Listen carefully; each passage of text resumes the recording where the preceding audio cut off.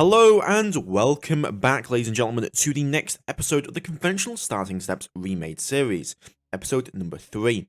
In today's episode, we're continuing where we last left off, and we're going to be solving some very critical issues that will be taking us to the next steps we'll be making in this series. In the last episode, we continued our colonization. Well, we started our colonization. We colonized Titan and the Moon, as well as Mars. And we begun to talk about why you want to colonize worlds, why you want to care about expanding your economy, expanding your space capabilities, and just growing in general. Why do you want to do it? And in this episode, we're going to do 2 to 3 things. We're going to apply the lessons we learned, in that we're going to try and exploit those worlds, get minerals, set up mining colonies, extract resources from the ruined settlement on Titan. And in our case, obviously that's going to be different for you. And then also we're going to be continuing our research towards getting a ship that can leave the solar system and expanding outwards. Because the more you expand outwards, the more potential you have for higher pop growth, higher manufacturing, higher empire prosperity. And that's what will matter. So, let's begin. We just finished up jump point theory, and when we finished up jump point theory, there are a few researches you need to go over. So I'm going to kind of go over what you're going to be needing to get a jump drive. Jump drives are made up of 3 different components: squadron size, jump radius, and jump drive efficiency. You start with jump drive efficiency 3, but you do not start with squadron size 3 or 50,000 jump radius. You need both of those at minimum to make the most simplest of jump drives. In our case, we're going to be wanting a jump drive that's going to be relatively decent. Jump drive probably efficiency 5, because at very low tech jump drives, they're very heavy, they're expensive, they're something which you don't want to be putting on every single ship because they're just impractical they'll take up too much of the tonnage that'll be used for other things. And then to actually jump anywhere, we need to know of jump points. And the only way you know of jump points is gravitational survey sensors. And that is why I'm going to give approximately 5 laboratories after we've done our EM sensor research to gravitational survey sensors.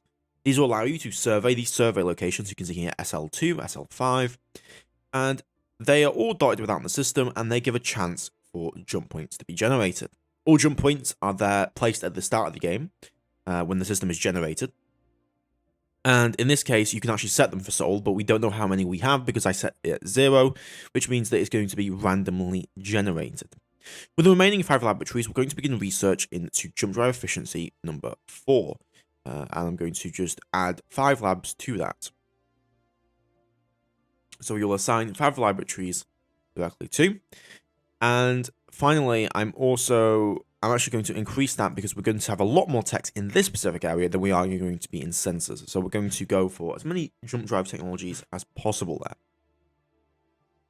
We are also currently training up our xenoarchaeology formations, and those will be ready relatively shortly. Now, you may wonder, okay, how does this work? Well, we're going to basically send them to Titan, and then you see the 22 here.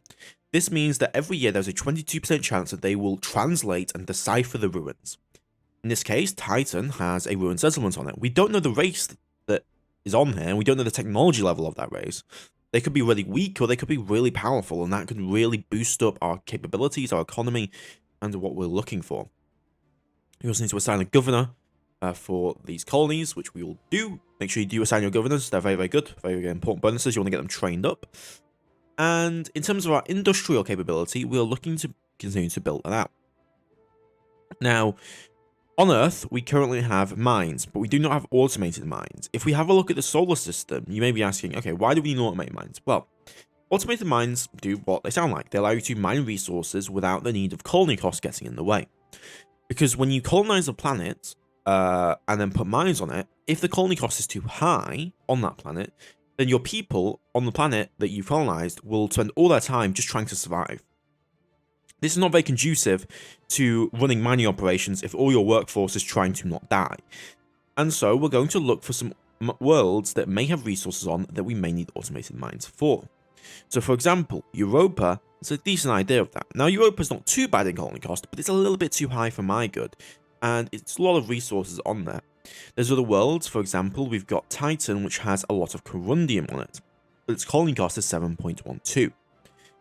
We also have various moons here with galaxite resources like titania. And so what we're going to go through here is I'm going to hit create colony on a bunch of these worlds with minerals on them. And we need to create colony because otherwise you can't actually interact with them properly.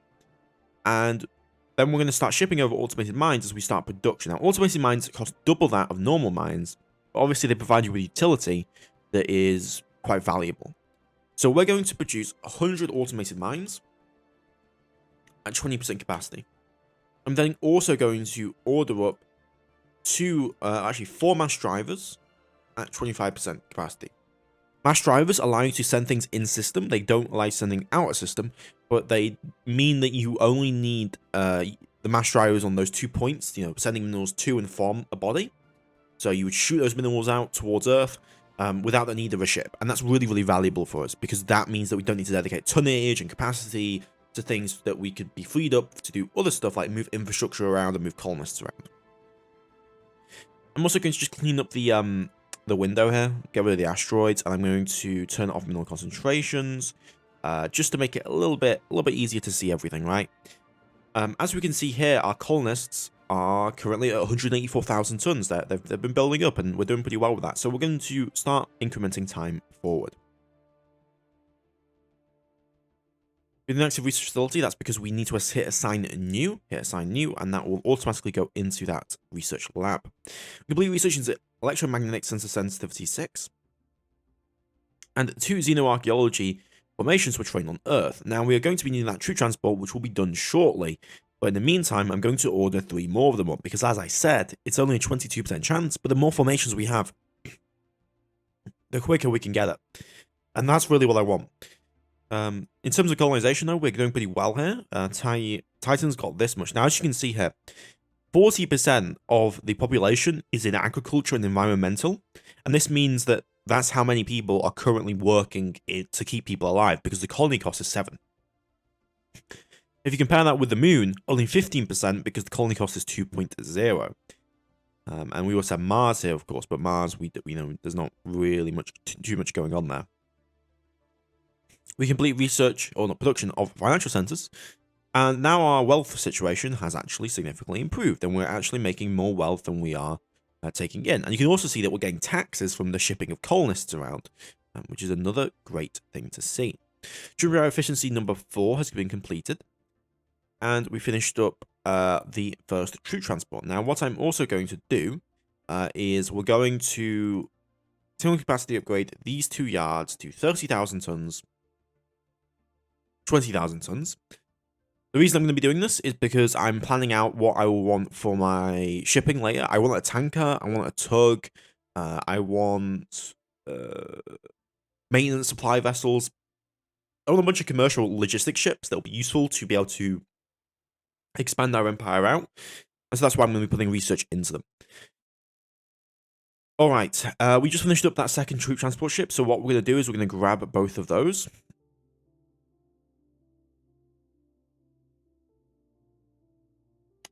Ooh, something that I just noticed. So, this is very, very cool to talk about. Our shipping tonnage maintained at 6,000 tons, but our capacity is only 5,000 tons. So this means the maintenance clock on our orbital defense platforms is going up. Eventually, they will explode if we don't do something about it. And so that is why we need to start producing some additional maintenance facilities. I'm going to order up another 20 maintenance facilities to be built initially, because we are obviously having some problems with that.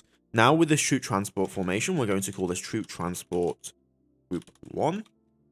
And we can put them on the logistics command. They use the same bonus of logistics, so it's no problem at all.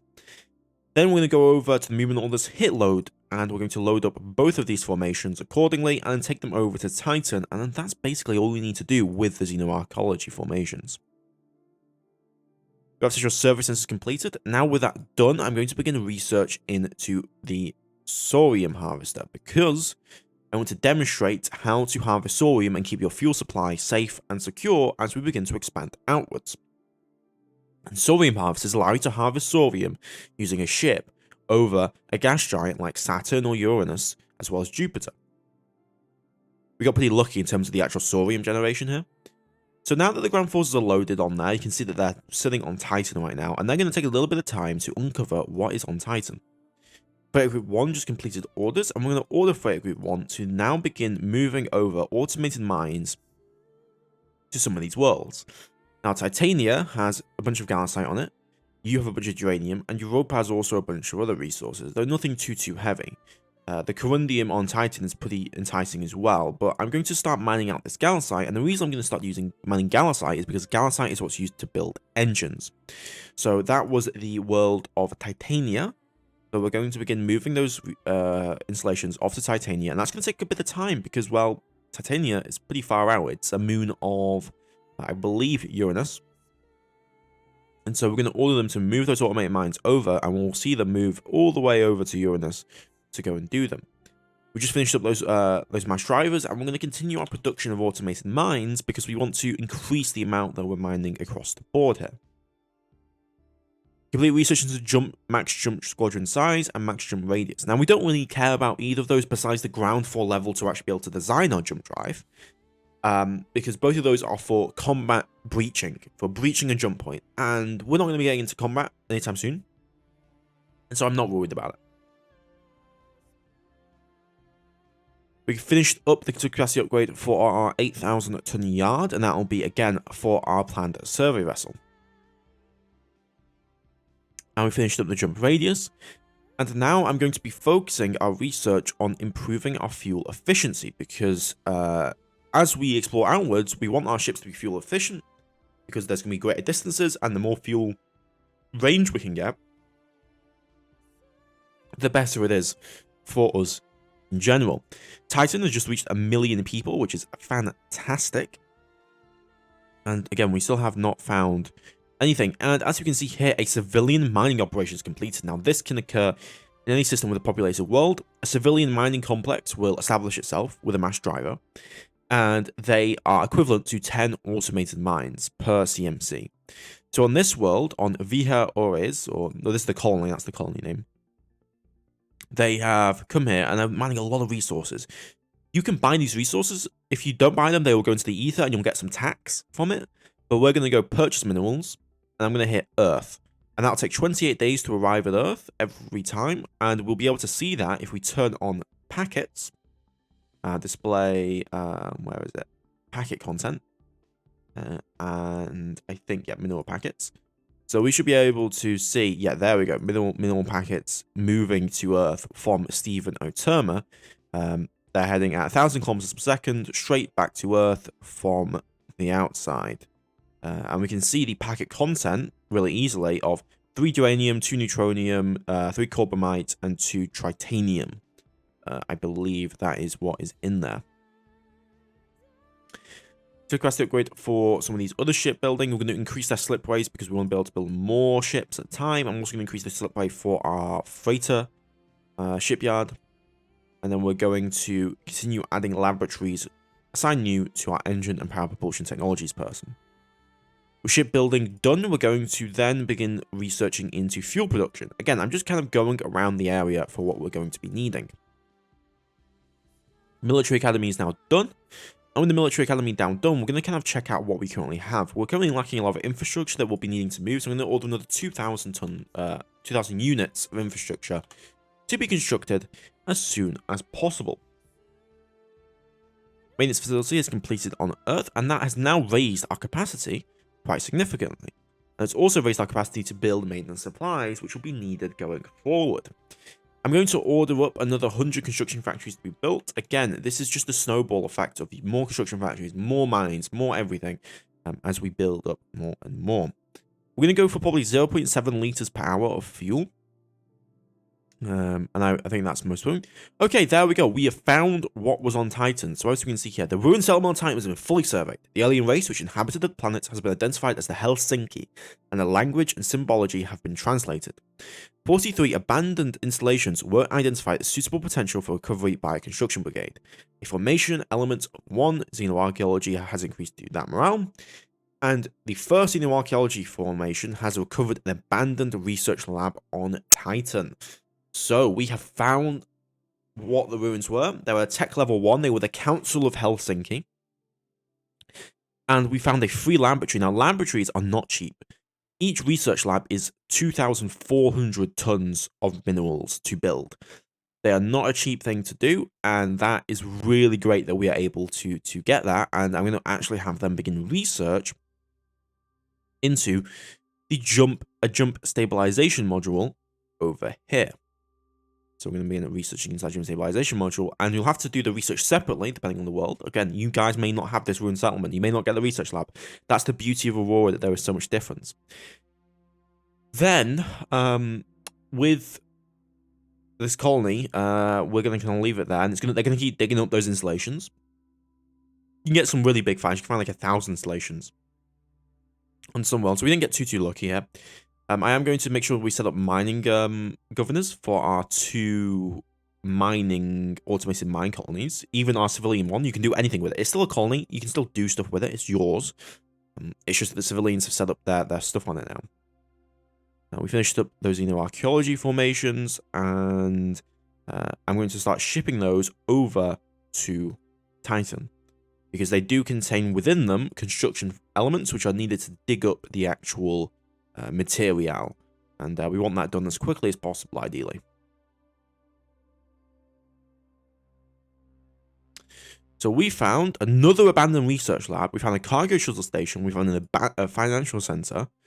Some really great things we're finding on Titan. We found 2 research labs, and that's really going to help kickstart our research capability. We found abandoned mines. We finished up computer capacity upgrade, and we recovered a jump drive, a military jump drive from Titan.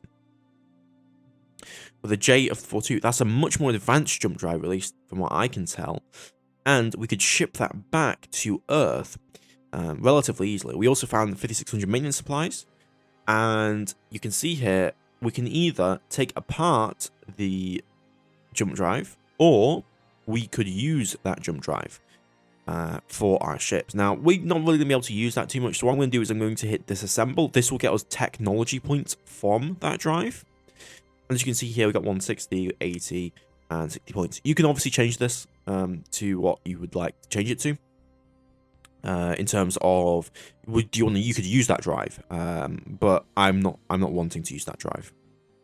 We found 5.8 million liters of fuel on Titan, where we got a shortage of fuel production because they found some fuel refineries. We found a 3rd research lab, which is fantastic. We're also going to stop that.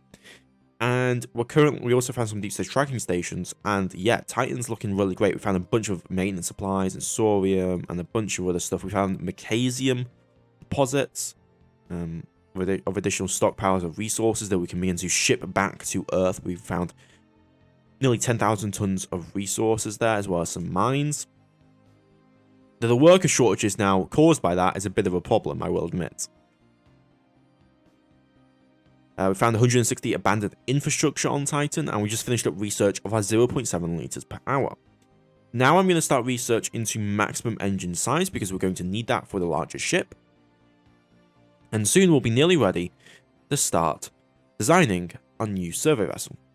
The iron construction complexes have just completed on Earth, and I'm thinking that we're going to be wanting to continue to expand our financial situation. So I'm going to order up another 100 financial centers to be built at 15%, and then we're going to send those over to the moon when done. We added the slipway. We're going to be needing a lot of different things here, but sodium harvester is good, and then we're also going to need jump stabilization. Did we get the jump stabilization module? We did. So that will be useful to stabilize points. So jump points can be stabilized. Once stabilized, any ship can go through it, no matter the size of the jump drive they have, no matter if they have a jump drive at all. They don't need a jump drive to go through a stabilized point, and that obviously is very important, especially for civilians who don't have jump drives. And that really helps when you start going outwards and start doing things. The Titan can, again, is continuing to build up more and more stuff on the world. We found a ton of, just a ton of resources. Complete research into the Sorium Harvester. With the Sorium Harvester now done, I'm going to begin research into the ship-to-ship tractor beam, which will allow a tug to move things around. and then we fully exploited it. We found a fighter factory, complete research into fuel production, and that's what Titan had on it, ladies and gentlemen. It had all of these installations. It had financial centers, it had fuel refineries, it had automated mines, it had a bunch of stuff. Again, you may not get this in your game, but what we're going to do is we're going to ship out a lot of these different resources. What we can do is we could set up civilians to move them, or we could use our own freighters. Right now, we are unloading installations onto Titania, and Titania is mining those resources and then shipping them over. But for now, we're going to leave it where it is. Okay, next with our power and propulsion technology, we're going to go ahead and get go for the next engine technology level, and then I'm going to begin designing here new freighters. So we're going to hit copy class. We're going to go to design tech. We're going to go to engine. We're going to go to size, the largest size engine we can get, and we're going to reduce the engine power to 160. And then going to hit prototype. Prototype allows you to design a ship before you can build it, to kind of get an idea of what you can do. You can't build a ship with prototype stuff, but you can see if it would work. And so we're going to put in 2 of these engines, and you can see the range increase here quite significantly. Even though we have the same engine power, we have less overall engines and much more fuel efficient, which means we're getting about 80 billion kilometers. I'm going to actually increase this to 5 total engines because I want a speed of about 1,000 kilometers per second for our extrasolar activities. Okay, so we're going to do 5 engines, and I'm also going to be designing ourselves 2 different sensors: the EM sensor at size 1 and a thermal sensor at size 1. Size 1 sensors and below are classified as commercial components, and I want to put thermal and EM sensors on our freighters and colony ships because if we don't, they won't be able to see potential raiders or enemies that might be attacking them. So that is why I'm going to be doing that. Then I'm going to just get copy class. We're going to take out the cargo hold, and we're just going to put in cryogenic transport like we did previously. Okay, and with that done, we're going to then go over to our class components. Go over here to all of these researchers that we have, and we're going to research them. Research prototype here.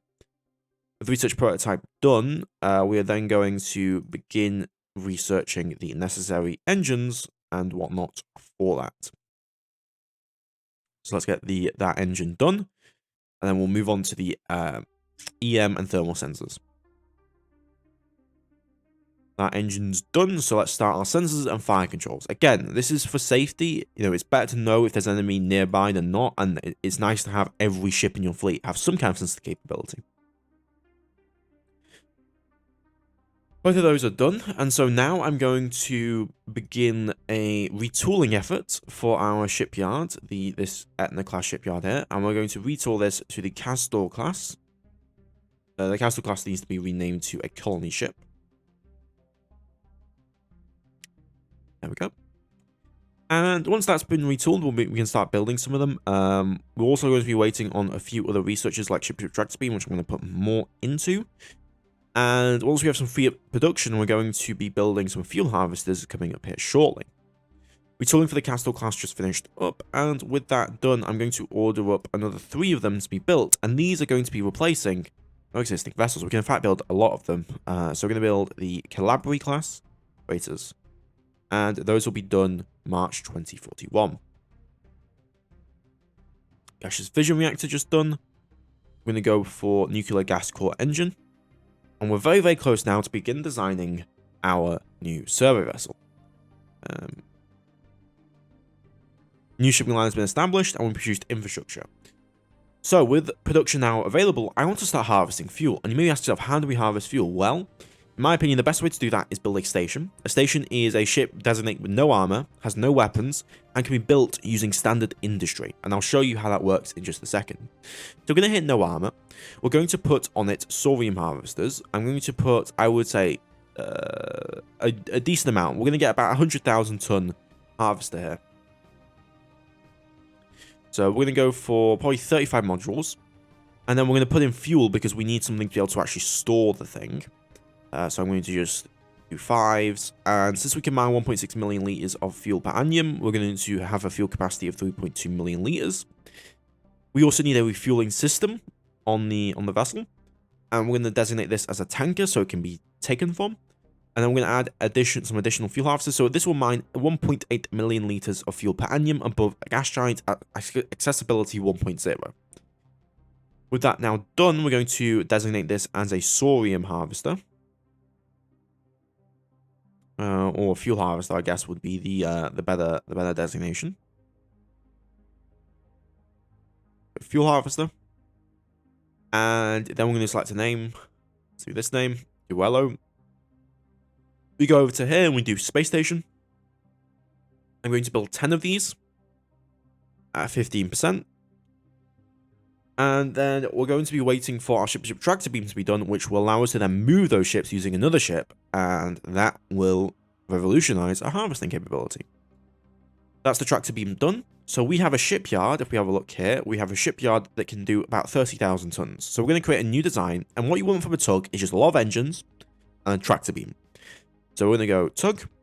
We're going to put the new engines we have on. We're going to put probably, I'm going to put 12 of the engines on. We're going to increase the fuel amount. There we go. So 83 billion kilometers. I'm going to put a tractor beam on. And this is about all I need, to be honest. I'm then going to go to our shipyards. We're going to hit retool. And then we're going to start building one of them immediately. We're also going to need a tanker to be able to actually transport this fuel. So we're going to create a tanker. You need to take the fuel from the gas giant, from the harvesters, back to Earth. And so this is going to be a really simple ship. We're going to put 2 engines on it. We're then going to put a bunch of fuel on it. Bunch of fuel. We're going to probably do about 10 million liters of fuel, I would say.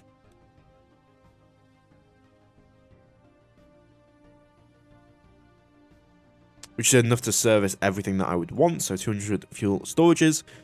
And with that now done, we're going to put in a refueling system, which we need to actually refuel things from. Designate this as a tanker. And we can also add, in fact, 2 more engines to give it a little bit more speed. Here's a 20,000 tons, which matches with our shipyard. And then we're going to hit retool to the tanker. Then we're going to build 2 of them. And we're going to be getting our fuel situation relatively done here relatively shortly. I'm going to put the rest of the research into gas core technology. And we're going to be designing ourselves our survey vessel. Now, what do you want from a intergalactic survey vessel? Well, we are going to be going out into the galaxy, which means we need a decent range, we need a decent deployment time, and we need a decent maintenance life. We also need the ability to survey things. So we need survey sensors. It'd be nice to have actual sensors so that we can see any enemy ships that may be in the system, any alien races. And, you know, we may want weapons, but that's up to you. We're going to need a jump drive because we need to be able to jump to other areas. So we're going to hit new ship class. And we're going to design ourselves some new engines. So I'm going to say, we're going to make a jump drive first, right? We have a jump drive 4. And we're going to need to do this to 8,000 tons. So we're going to need a size 40 jump drive. We're going to hit prototype. Then we are going to add that onto the design. So we've already used up a significant amount of our available tonnage. And then going to go for deployment time. Now, generally, it depends, but I would say 4 years is the lowest you want to go, and maybe 10 years is the highest you want to go. So I'm going to go for a deployment time of 48 months, which is 4 years. I'm then going to add in some engines. We're going to go with the same kind of philosophy we did before. I'm going to add in 40 HS engines. Now, that's 2,000 tons. That'll be 50% of the ship. I'm going to go for probably size 30 engines. That gives 3,000 tons. That's not a super big amount of ship, because keep in mind, we're going to have 2 of them for reliability reasons and also for cost reasons. So I'm going to go for 2 of the engines, and I'm going to go for a efficiency of 180 EP. And then we're going to prototype that design, and we're going to then implant that onto the ship. We don't need the ship to be super fast, because again, you're surveying. Most of the time spent is actually just sitting there. We want fuel efficiency, and we want cheapness as well. So with that now added, we're going to then add in the things that will make the ship work. We're going to add gravitational survey sensors and geological survey sensors. I'm going to add 2 of each because we've got more stuff to do. We're then going to add in fuel. I would say about 80 billion to 100 billion kilometers for your first survey ship is more than enough. So we're going to add in both of those. And then finally, we're going to need to add in maintenance life. And we might need to actually cut back in some areas here. But we're going to add in maintenance life here. We want to probably get the IFR down to about 2%. It's good enough for me. And then we're going to add in some maintenance storage bays. 4 years worth. There we go. Everything matches. We've got 4 years of maintenance life. But we are overweight on our design. And so, in fact, we are going to have to cut back on the gravitational survey sensors. Obviously, if we had better tech, we wouldn't have to. And then we're going to add in a thermal and EM sensor that we already made. And then with the remainder, we're going to give ourselves 1 million liters of fuel, which gives us a range of 113 billion kilometers, which is pretty significant. I'm just going to round that tonnage up, 8,000 tons. So what do we have, right? Well, actually, we're going to add the science department. And the science department allows you to get a chief scientist who adds his survey bonus. So we're going to reduce the fuel because it's plenty of fuel for what we need. And so what do we design? We design a ship that has good range, good endurance, 48 months, 4 years of maintenance life, has sensors to detect potential enemy homeworlds, has a jump drive to jump between areas, and has the needed sensors to be able to geologically and gravitationally survey jump point or gravitational survey locations and bodies. So we're going to reclassify this ship as a survey ship. We'll go for a survey frigate as the name, and then we're going to select the name, its actual class name, as the Elba class. We're going to research both of the engines, research prototype, and we're going to start the research process for either of the engines. So we're going to actually cancel off this gas core, and we're going to start researching both of them. There we go, and that shouldn't take too long at all. And we are building out those newer ships as well.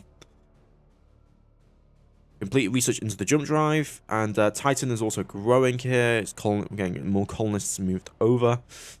Got a lot of work. We've got a ground force construction facility over here, though. We should probably get that moved back to Earth. And in fact, I'm going to set up an order here to demand that that the civilians move 3 labs from Titan, because labs are very heavy to move around, very, very heavy. And we're going to move those laboratories from Titan. Nuclear pulse drive now done. We're going to be retooling of our shipyard to the design now. And we are on the way to get out of the solar system very, very shortly, ladies and gentlemen, in the year. It's been 16 years in game so far, and we're nearly there. We are nearly there. So now we want to be thinking about better engines, but then military capability, okay? We want to be able to defend ourselves. And so this is the point at which you would want to be deciding what weapons you have, what capabilities you want to be developing, what doctrine, what ship lists, you know, all these different things that you're going to be needing. But for now, I think that's where we're going to leave the episode off. In the next episode, we will be continuing, and we will be beginning our exploration into the solar system, or out of the solar system, my bad. But I'll see you guys next time. Please like, comment, subscribe. Really does help me out. And goodbye.